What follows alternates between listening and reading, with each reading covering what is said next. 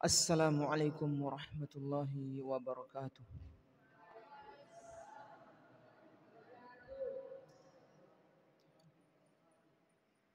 Innal hamdalillah nahmaduhu wa nasta'inuhu wa nastaghfiruh wa na'udzu billahi min shururi anfusina was sayyiati a'malina.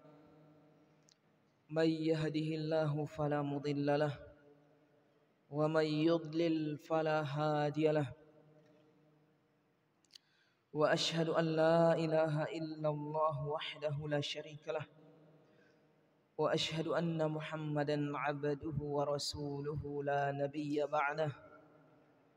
Subhanaka la ilma lana illa ma 'allamtana innaka antal alimul hakim. Allahumma 'allimna ma yanfa'una wanfa'na bima 'allamtana wa zidna ilman ya rabbal alamin. Alhamdulillah, kita bersyukur ya ikhwan dan akhwat semua, a'azzani Allah wa iyyakum, atas segala limpahan karunia nikmat lahir maupun batin, terutama nikmat istiqomah di atas agamanya, nikmat istiqomah di atas tauhid, nikmat istiqomah berpegang teguh kepada manhaj salaf, nikmat istiqomah menuntut ilmu, hadir di majelis. Terus kita ingatkan semua ini agar kita syukuri, karena Allah Subhanahu wa taala adalah zat yang suka kepada hambanya mensyukuri, berterima kasih kepada nikmatnya. Dan kalau seorang hamba itu mensyukuri, berterima kasih nikmat tersebut, terhadap nikmat tersebut, maka Allah akan menambah nikmat tersebut.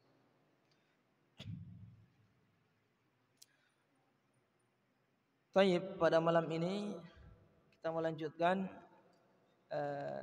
tafsir surat Az-Zalzalah. Pada pertemuan sebelumnya, Al-Adiyat, kuda yang berlari kencang di medan peperangan. Malam ini insyaallah kita lanjutkan dengan tafsir surat Zalzalah.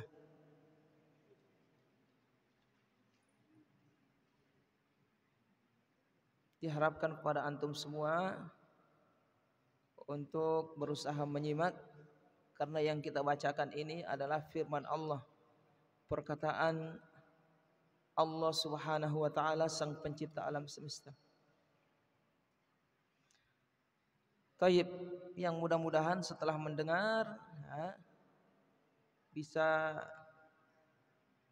menambah keimanan kita, menghilangkan kegelisahan kita, menambah kesabaran kita, menambah keyakinan kita, menambah kekuatan kita untuk menjauhi perkara yang dilarang oleh Allah Subhanahu wa taala dan bersemangat mengejar apa yang dijanjikan oleh Allah berupa pengampunan dan surga.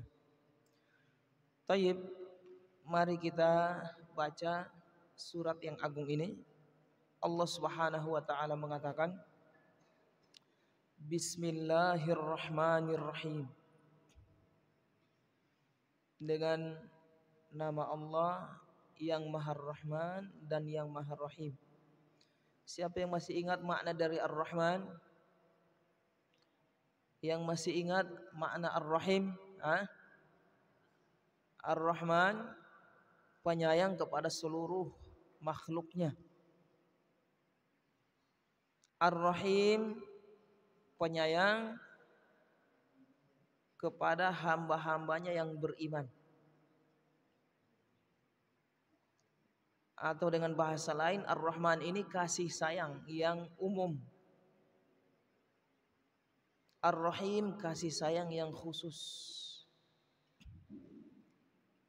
Kalau kita diberikan kesehatan, diberikan kelapangan rizki, bisnis lancar, kendaraan yang bagus, bernapas lega, istri yang cantik, anak-anak yang tampan, yang cerdas, penurut.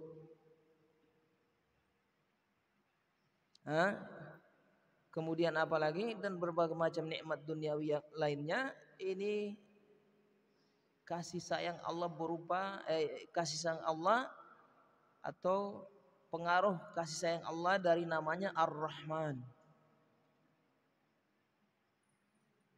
Allah menyayang orang-orang yang beriman, Allah menyayang orang-orang yang kafir. Maksudnya kasih sayang yang umum, tidak berkaitan dengan Allah itu ridho atau tidak ridho, cinta atau tidak cinta.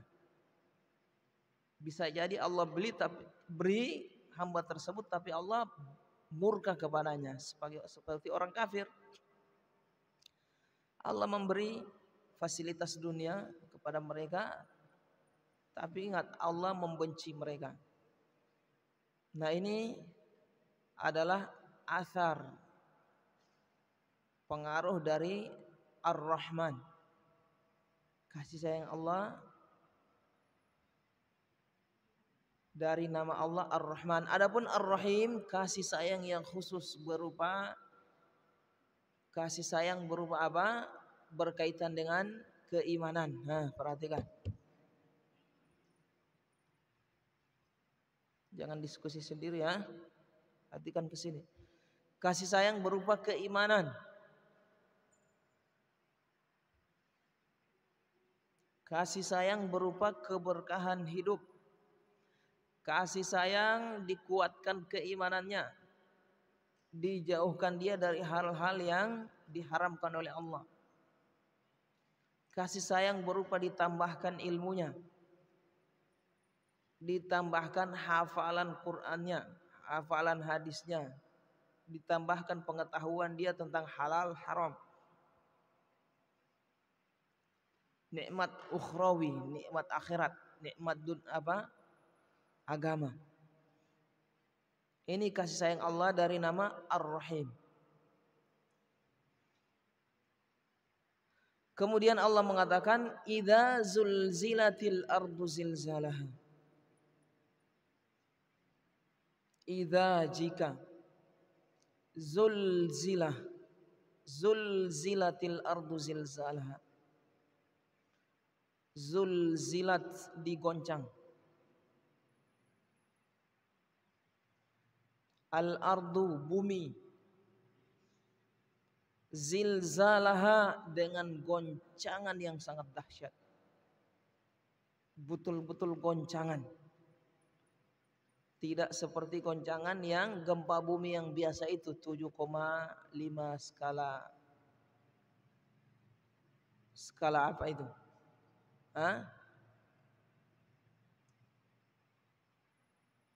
Tidak, tapi ini goncangan yang sangat dahsyat, dan bukan sebagian dari permukaan bumi, sebagian dari bumi, tapi seluruhnya.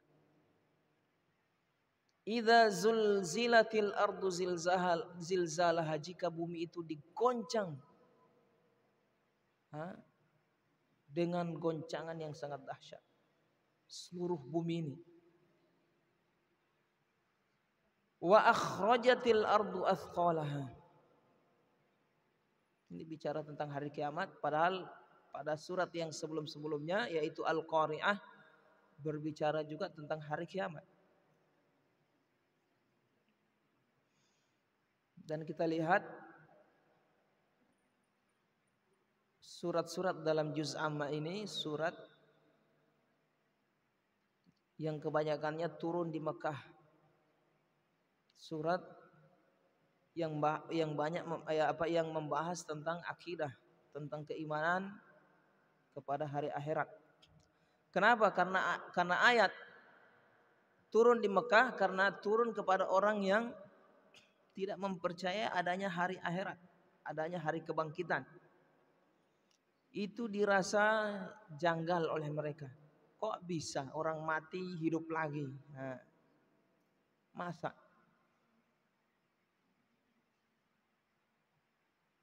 Makanya kita perhatikan surat yang turun di Mekah paling banyak berbicara tentang hari akhirat, adanya hari kebangkitan, bahwasanya manusia ini akan dibangkitkan. Termasuk surat Qaf, antum lihat Qaf. Qaf wal Qur'anil Majid. Apa ayat setelahnya? Bal ajibu an ja'ahum munzirum minhum faqalal kafiruna hadza syai'un ajib. Mereka mengatakan aidza mitna wa kunna turaba. Apakah ketika kami sudah mati kemudian akan dibangkitkan lagi? Dzalika syai'un ajib. Itu adalah perkara yang sangat mengherankan. Mereka tidak terima. Mereka tidak masuk di akalnya mereka. Masa mati hidup lagi? Oleh sebab itulah ayat-ayat yang turun di Mekah itu paling banyak berkaitan dengan penetapan, penegasan hari kiamat. Termasuk ayat yang kita baca ini. Idza zulzilatil ardu zilzalaha, jika bumi itu digoncang dengan goncangan yang sangat dahsyat. Wa akhrajatil ardu athqalaha, dan bumi itu mengeluarkan athqalaha, sesuatu yang berat di dalamnya. Beban-beban berat yang ada di bumi ini muncrat keluar. Orang-orang yang mati dari awal sampai akhir itu keluar.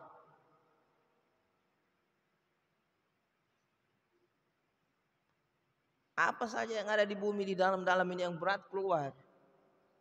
Saking dahsyatnya pada hari itu ya, goncangan.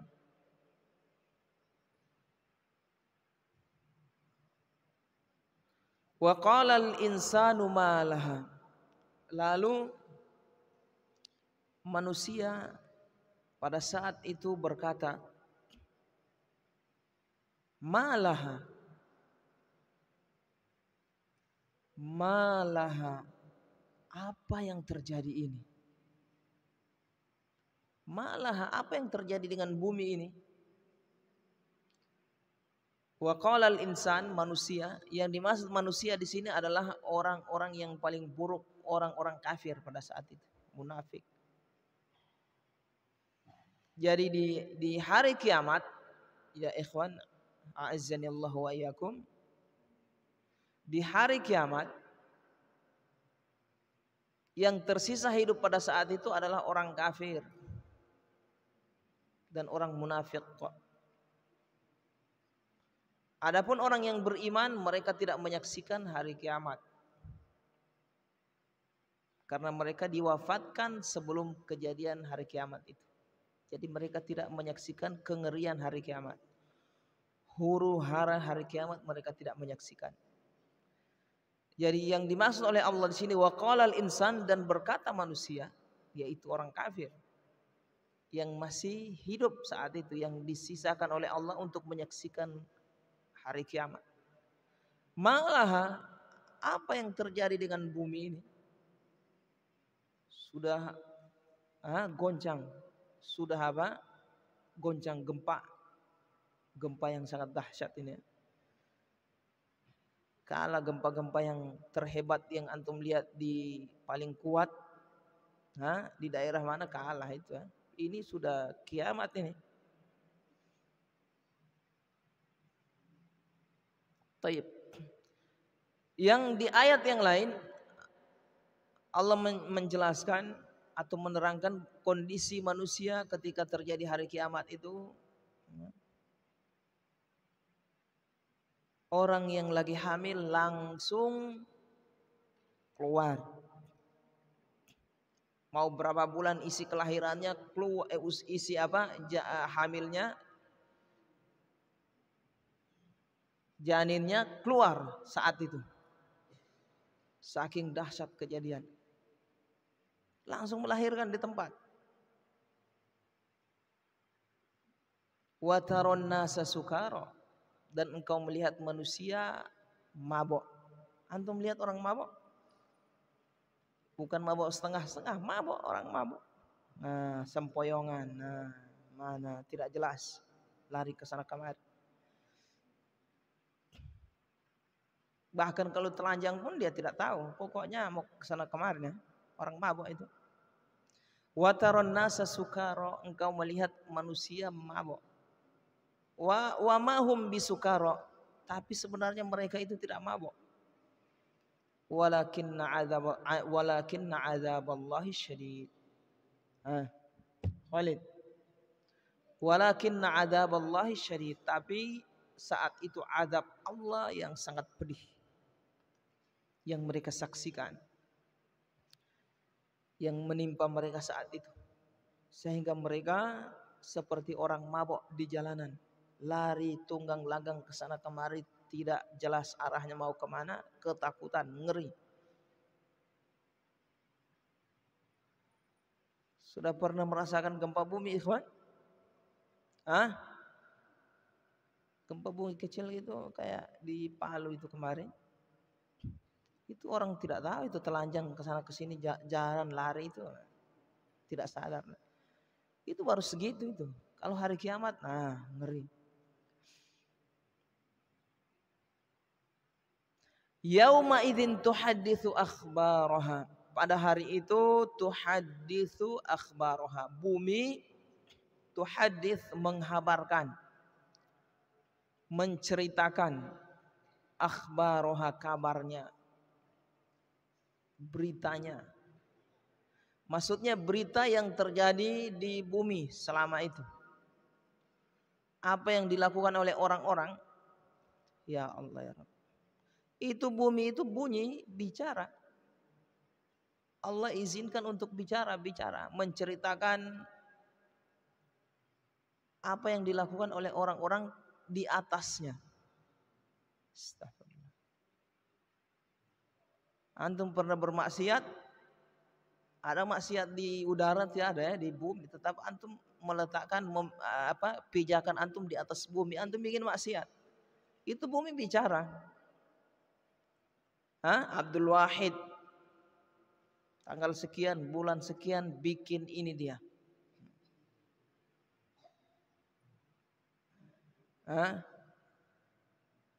Nafi' tanggal sekian, jam sekian bikin ini. Itu bumi pada di hari kiamat itu ngomong. Ngomong dia ceritakan kejadian setiap orang yang berbuat apa? Berbuat melakukan sesuatu yang buruk. Bumi itu ngomong. Allah mampu buat dia mampu untuk bicara. Bicara keluar suara. Yauma idzin tuhadditsu akhbaraha. Jadi bumi itu menceritakan kabarnya. Maksudnya kejadian yang terjadi di atasnya. Subhanallah. Kita tidak tahu hakikatnya seperti apa, bunyinya apa, yang jelas bumi yang Allah bikin, yang Allah buat berbicara, bicara itu bumi. Perhatikan. Yang kita lihat benda mati itu Allah bikin dia bicara. Antum pernah dengar kisah Rasulullah SAW? Bukan. Iya, di zaman Rasulullah. Kisah kayu, batu atau kayu, lupa saya. Saat itu terdengar menangis.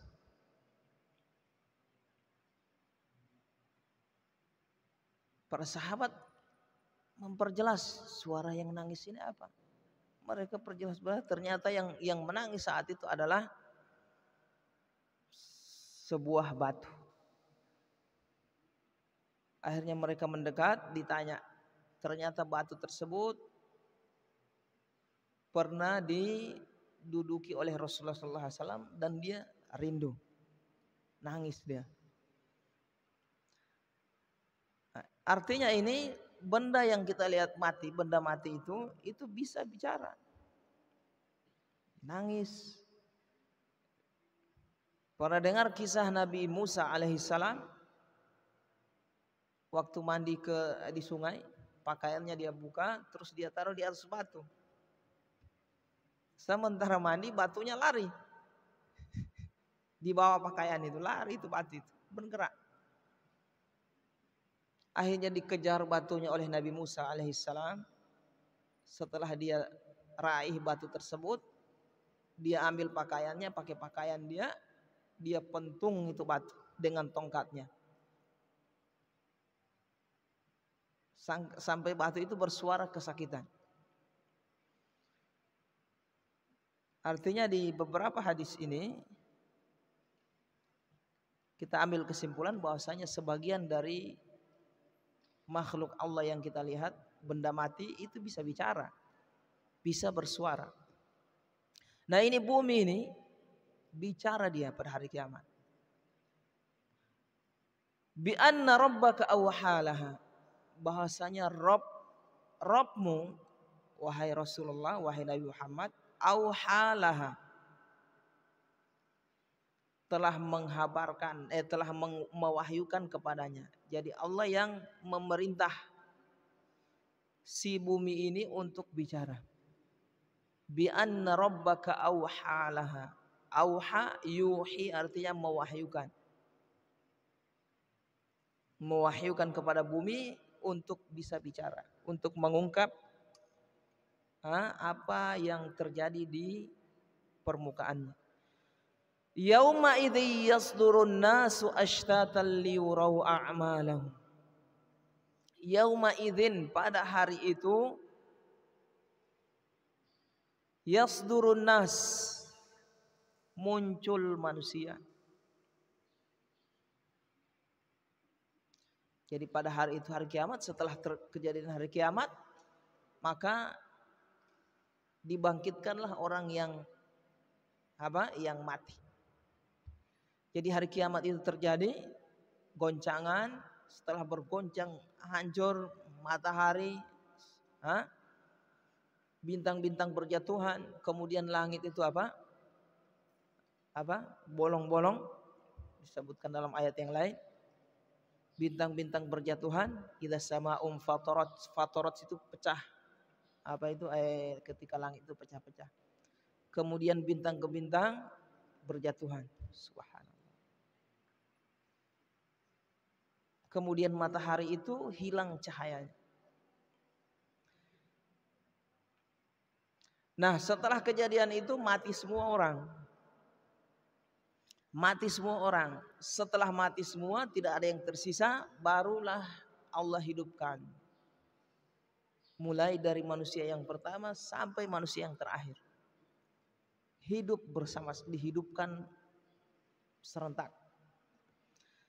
Yauma idzin, pada hari itu, yasdurun nas, bangkit manusia, muncul manusia, dihidupkan, dibangkitkan. Ashtata, dalam keadaan ashtata itu bermacam-macam. Jadi model bangkitnya itu bermacam-macam. Sesuai dengan kelakuannya, dosanya. Pemakan riba lain model bangkitnya.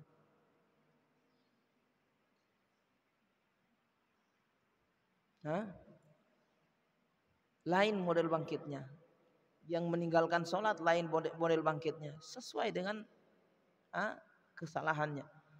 Ashtata, bermacam-macam model mereka itu dibangkitkan. Liyurau a'malahum, apa fungsinya mereka ini dibangkitkan? Fungsi mereka ini dikasih hidup apa? Liyurau a'malahum, untuk melihat a'malahum, amalan-amalan mereka. Jadi tujuannya dihidupkan lagi kita setelah mati adalah untuk melihat amalan kita.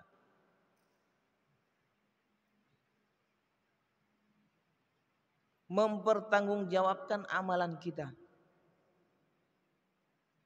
Paham ya Ahmad? Ini keadilan Allah Subhanahu wa taala. Keadilan Allah Subhanahu wa taala. Antum lihat ada orang yang seumur hidupnya pelaku maksiat, tidak pernah tertimpa musibah, tiba-tiba mati misalnya. Sudah membunuh misalnya banyak jiwa. Mengambil hak orang. Lolos terus, tidak pernah dihukum. Kemudian mati. Masa mati begitu saja belum dibalas? Ini yang mikir kita. Masa cuma mati begitu?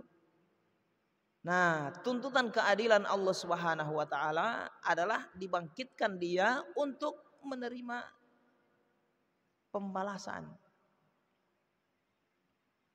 Ada orang yang baik, beramal soleh,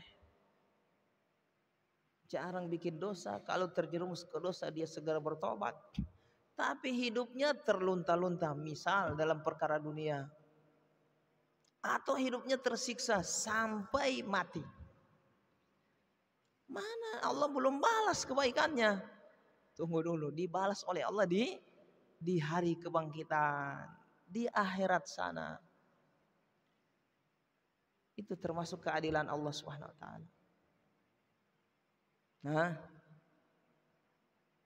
liyurau a'malahum, agar diperlihatkan kepada mereka atau dimintai pertanggungjawaban kepada mereka a'malahum, amalan-amalan mereka. Di sini liyurau, agar mereka diperlihatkan a'malahum, amalan mereka. Kata para ulama, amalan kita di hari kiamat itu, di hari perhitungan itu berwujud, ya ikhwan.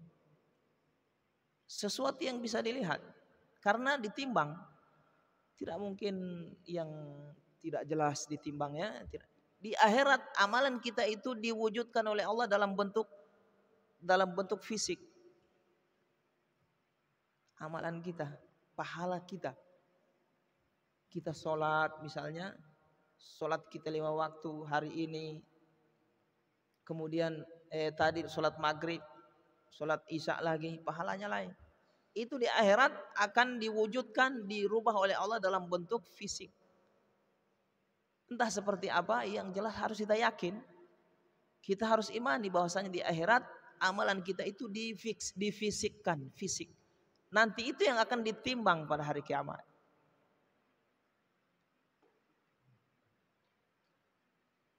Termasuk apa ini? Keadilan Allah Subhanahu wa taala. Ditimbang semua. Supaya jangan meninggal, hidup, terus masuk neraka, masuk surga, tidak jelas. Misalnya toh. Sebenarnya Allah punya hak untuk memasukkan orang langsung ke neraka, langsung ke surga. Ini langsung ke surga, ke neraka. Tapi tuntutan keadilan Allah tidak bikin seperti itu. Allah tetap perlihatkan kepada umat manusia. Perhatikan.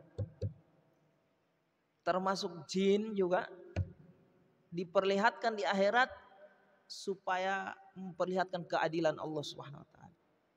Dan juga supaya manusia ini sudah tidak protes lagi tuh. Kenapa saya masuk neraka? Ya jelas tadi sudah ditimbang. Sudah diserahkan buku catatan amalan. Diperlihatkan satu persatu. Di jam sekian, tanggal sekian. Jelas.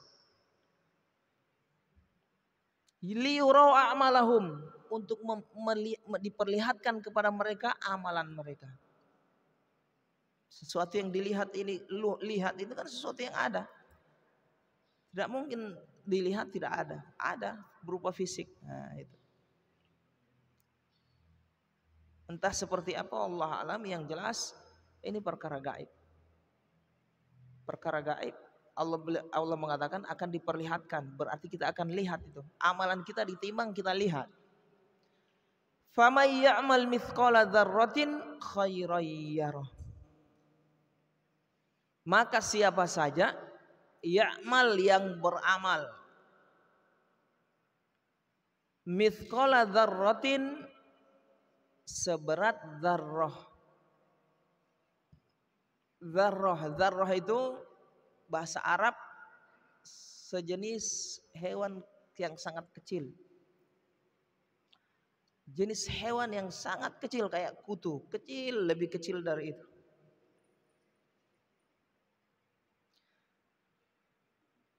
Kalau seandainya ditimbang itu tidak bergerak. Di zaman kita ini kita pakai timbangan yang bisa menimbang bukan gram, yang lebih ringan dari gram. Kan ada timbangan dijual tuh bisa menimbang 1 gram, setengah gram bisa. Tapi belum saya dapatkan ada yang bisa menimbang kurang dari itu beratnya. miligram apa itu, lebih kurang dari itu. Seperti antum ambil kayak kutu ayam. Kutu ayam antum sudah pernah lihat? Kutu ayam itu kecil sekali. Coba antum timbang, mana ketahuan timbangannya berapa? Paham ini? Kata Allah, sekecil itu ditimbang di akhirat. Ditimbang, ada balasannya. Ada balasannya. Menunjukkan keadilan Allah Subhanahu wa taala, walaupun sekecil dzarrah, hewan yang paling kecil dari kebaikan kita yang kita lakukan dibalas. Adil Allah Subhanahu wa taala. Hah? Kalau di dunia mana bisa tuh? Dzarrah bisa ditimbang, tidak bisa. Tidak ketahuan berapa beratnya itu. Seperti mikroba. Tahu mikroba? Mikroorganisme nanti pakai alat apa ini pembesar, kaca pembesar baru bisa kelihatan. Faman ya'mal mithqala dzarratin khairan yara. Siapa yang beramal mithqala dzarrah, seberat dzarrah, hewan yang kecil tadi itu, kayak kutu paling kecil dzarrah. Ada yang menerjemahkan atom, kesalahan. Mana ada zaman dulu atom? Tidak ada. Rasulullah ayat Al-Quran itu turun menggunakan bahasa yang digunakan oleh bangsa Arab pada saat itu. Orang Arab paham dzarrah itu makhluk kayak kutu paling kecil. Jadi Al-Quran, Allah menurunkan Al-Quran menggunakan bahasa mereka. Jangan pakai bahasa model sekarang, atom, siapa yang beramal seberat atom. Kekeliruan dalam menerjemahkan. Jadi yang benar, siapa yang beramal seberat dzarrah, yaitu makhluk paling kecil, makhluk sejenis kutu. Sejenis kutu paling kecil. Khairan, kebaikan, yarah, dia akan melihat. Akan melihat hasilnya. Akan lihat jalan itu. Sekecil apapun amalan kita, yang kalau seandainya ditimbang di dunia ini tidak bisa ditimbang, kayak dzarrah tadi, di sana ditimbang, ada hasilnya, nilainya, poin ini pahala ente. Ya Allah ya Rabb. Artinya ini adil Allah Subhanahu wa taala. Tidak ada yang tercecer, tidak ada yang terluput, semua ditimbang oleh Allah Subhanahu wa taala. Masuk surga jelas, masuk neraka jelas. Ya Allah ya Rabb. Wa may ya'mal, dan siapa saja yang beramal mithqala dzarrah, seberat dzarrah, hewan yang kecil tadi itu, syarron, kejelekan. Syarron, kejelekan apa saja di sini tidak dijelaskan, umum apa? Kecil dosa yang antum bikin. Bahkan pandangan yang khianat, tahu pandangan khianat? Jalan-jalan ada cewek lewat, tidak berhijab. Yang teman antum tidak tahu kalau antum itu bikin dosa. Sama-sama jalan, lihat, cantiknya, tidak pakai hijab, dapat dosa itu, dapat dosa. Ditulis. Ya Allah ya Rabbi. Ya roh, dia akan melihatnya pada hari kiamat. Subhanallah. Adil Allah Subhanahu wa taala.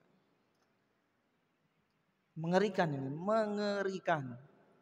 Oleh sebab itu saya nasihatkan pada diri saya dan kita semua, ikhwan akhwat, santri santriwati, untuk memperbanyak amalan dan ikhlas supaya bobot pahalanya jadi besar. Jangan hanya kasih banyak amalan, tapi juga ikhlas. Beramal terus. Iya Ahmad, Habri, beramal terus. Tapi sholat 5 waktu sudah cukup ji Ustadz. Antum tahu sholat 5 waktu antum diterima oleh Allah Subhanahu wa taala? Wah, tidak tahu Ustadz. Ya tambah amalan sunnah. Bisa jadi di akhirat ternyata tidak diterima atau pahalanya sedikit sekali. Nanti akan ditambal oleh oleh apa? Oleh sholat sunnah tadi yang antum bikin. Jadi sholat sunnah ini termasuk fungsinya menambal kekurangan di yang wajib, di amalan yang wajib. Makanya kalau kita lihat amalan yang wajib di dalam Islam ada amalan sunnahnya.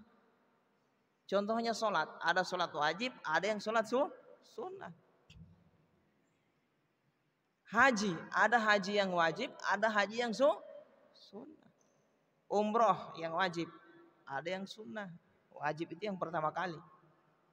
Sisanya sunnah.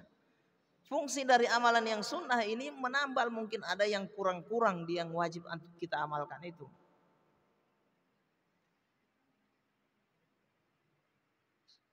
Puasa ada yang wajib, ada yang sunnah.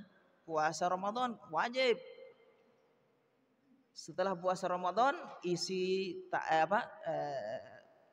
tambah dengan puasa sunnah. Siapa? Barangkali puasa wajib itu ada yang tidak beres, kurang pahalanya, ditambal oleh yang sunnah tadi. Itu fungsinya. Perbanyak amalan, tapi ingat ikhlas di situ. Zakat, ada zakat yang wajib, ada zakat yang sunnah. Sedekah, ini zakat yang sunnah. Berbakti kepada orang tua, ada yang wajib, ada yang sunnah. Paham ini? Paham bagaimana Ustaz berbakti kepada orang tua yang wajib, yang sunnah? Wajib antum tidak boleh membuat orang tua marah, wajib. Azmil, ya, ambilkan air di sana. Saya lagi. Dosa ya. Dosa tidak itu? Dosa. Perhatikan.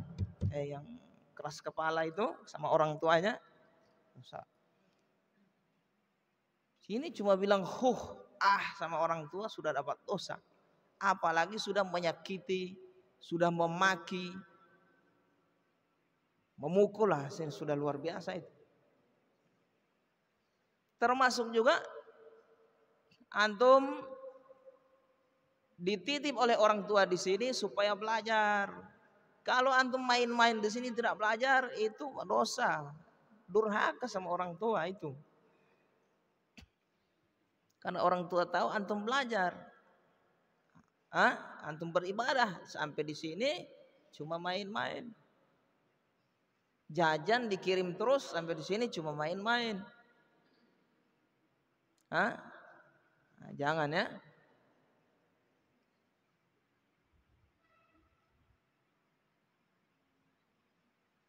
Itu yang wajib. Kalau yang sunnah misalnya antum belikan jajan orang tua kalau ada kelebihan, membantu pekerjaan orang tua, dilihat orang tua nyuci piring, antum bantu. Wajib ini tidak wajib, sunnah. Paham ini? Tapi kalau dia suruh antum nyuci, wajib. Jadi ada kadar yang wajib, ada yang sunnah. Nah yang sunnah ini ya antum bikin. Paham di sini? Nafkah sama istri anak-anak ada yang wajib, ada yang sunnah. Nafkah yang wajib itu seperti apa Ustaz? Kalau tidak dikasih mati dia, kelaparan. Nah itu berarti wajib itu. Iya Khalid. Nafkah yang wajib. Yang sunnah sudah terpenuhi yang wajib. Makanan terpenuhi, minuman ada. Dibelikan jajan. Hukumnya sunnah, sudah tidak wajib belikan jajan. Sudah setelah terpenuhi kebutuhan makan dia yang menyebabkan dia bisa hidup. Pakaian misalnya sudah dibelikan pakaian yang untuk di dalam rumah, untuk keluar rumah, untuk dengan keluarganya misalnya pesta, ada pakaian ke taklim sudah terpenuhi. Cuma dia ingin belikan lagi lebih dari itu, sunnah. Sendalnya 2, di rumah 1, untuk keluar 1, cukup sudah. Tapi kalau antum mau tambah lagi, belikan, sudah tidak wajib, sunnah. Paham ya? Jadi ada yang sunnahnya, ada yang wajibnya. Yang sunnah ini menutupi nanti, menambal yang wajib kalau ada kurang. Iya Fauzan. Wa may ya'mal mithqala dzarratin khairan yarah. Begitu juga nafkah kepada anak. Jajan-jajan itu tidak wajib, sunnah hukumnya.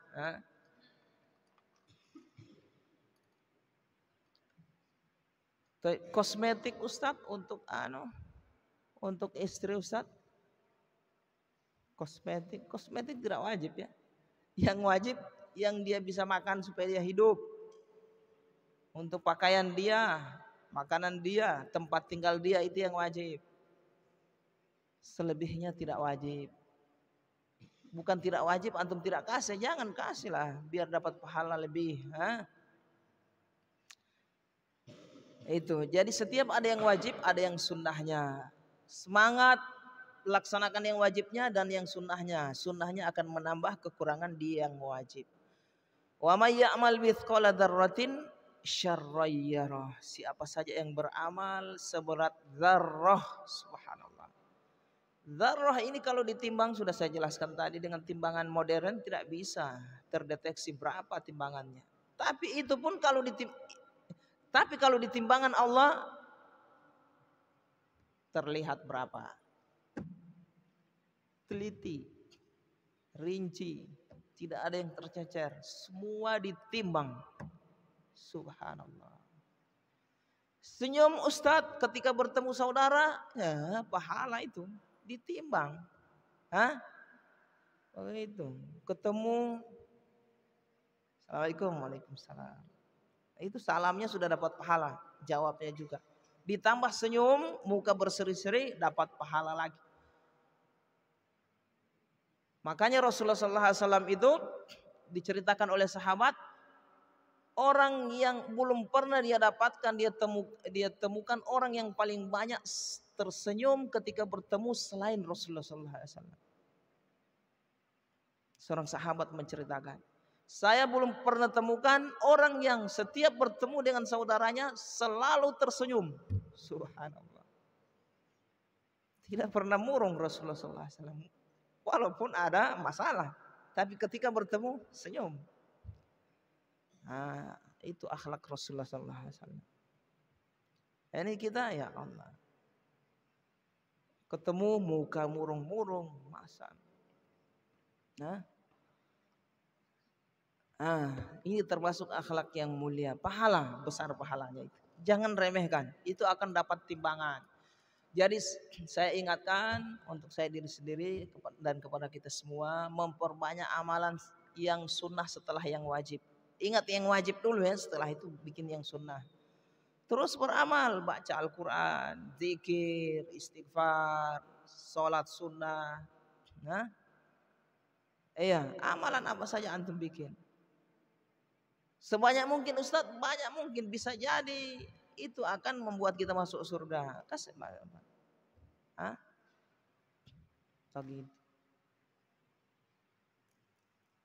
Ustadz, yang wajib kan sudah cukup. Tahu dari mana ente yang wajib sudah diterima oleh Allah? Tidak tahu Ustadznya, makanya laksanakan semua amalan-amalan yang wajib sunnah. Begitu. Perbanyak, bisa jadi di akhirat dosa lebih banyak, celaka kita. Baik ya ikhwah, mudah-mudahan menjadi ilmu yang bermanfaat. Mudah-mudahan amalan kita ini duduk di majelis dan seluruh amalan kita diikhlaskan hati kita mengharap wajah Allah Subhanahu wa taala dan pahalanya dan pengampunannya. Subhanakallahumma bihamdika asyhadu an la ilaha illa anta astaghfiruka wa atubu ilaik.